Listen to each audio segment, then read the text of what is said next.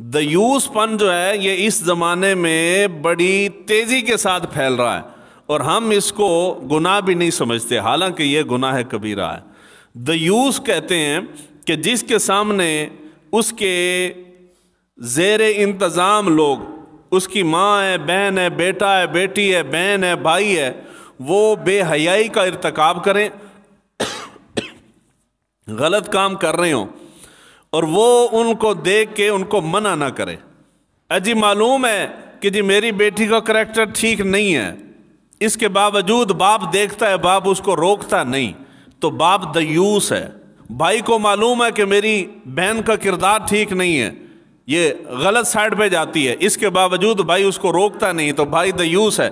شوہر کو معلوم ہے کہ میری بیوی ٹھیک نہیں، اس کا کریکٹر ٹھیک نہیں ہے، یہ کسی اور طرف رخ کرتی ہے، تو اس کے باوجود شوہر اس کا سد باب نہیں کرتا، تو شوہر دیوس ہے۔ بیٹے کو معلوم ہے کہ میری ماں ان غلط دھندوں کے اندر ملوث ہے، اس کے باوجود بیٹا اس کو روکتا نہیں ہے، تو بیٹا دیوس ہے۔ یعنی بے حیائی، زنا کے ارتکاب میں اولاد ملوث ہو اور ماں باپ اس کو نہ روکیں تو اس کو دیوس کہتے ہیں۔ اور یہ دیوس پن جو ہے یہ زمانے جاہلیت میں تھا۔ اب یہ ہمارے ہاں جو سوشل میڈیا چلا ہے، یہ ٹک ٹاک پہ ناچنے والی جتنی ہیں، آخر ان کے بھائی بھی تو ان کی ویڈیو دیکھتے ہیں نا، ان کی ماں بھی دیکھتی ہے، باپ بھی دیکھتا ہے، ان کے اجزا اقارب بھی دیکھتے ہیں، مگر روکنے والا